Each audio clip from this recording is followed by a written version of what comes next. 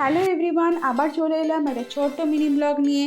তোমাদের বলেছিলাম হঠাৎ করে একটা প্ল্যান হয়েছিল, তাই সবাই মিলে বেরিয়ে পড়েছিলাম সাজুগুজু করে।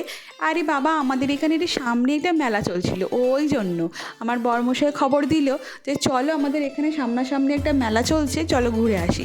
মেলাটা হচ্ছে খাদ্য মেলা, একটা ছোট্ট মাঠে হয়েছে, বেশ ভালো, অনেক রকমের স্টল বসেছে, নানান লোকজন ওখানে ঘোরাঘুরি করছে। আর এখন তো নতুন নতুন বসেছে, খুব একটা আজকে ভিড়ও ছিল না। তো আমরা ওখানে গেলাম, একটু ঘোরাঘুরি করলাম। ত্রিশিকা তো এখানে যায় ওদিকে যায়, বাবা নিয়েছে কোলে তুলে, চল বাবা তোকে আর হেঁটে লাভ নেই। তো যাই হোক, আমরা একটা সিট নিয়ে বসেছিলাম। অনেকে ওখানে বসে খাবারও খাচ্ছে, আবার গানও শুনছে।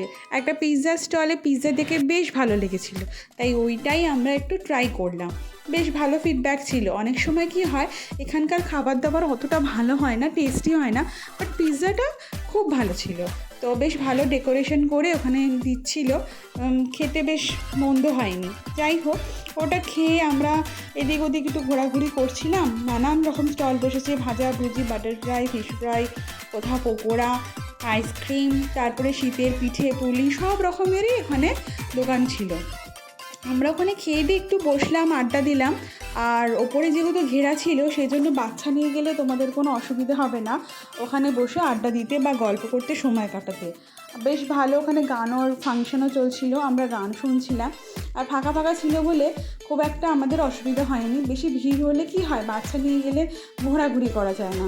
আর আমার যদি ভিডিওটা তোমাদের ভালো লেগে থাকে তো প্লিজ প্লিজ প্লিজ লাইক আর সাবস্ক্রাইব করতে একদম ভুলবে না। আমি আবার নতুন কিছু নিয়ে তোমাদের কাছে হাজির হব নেক্সট ব্লগে। আজকের মতো এইটুকুই, টাটা, বাই বাই।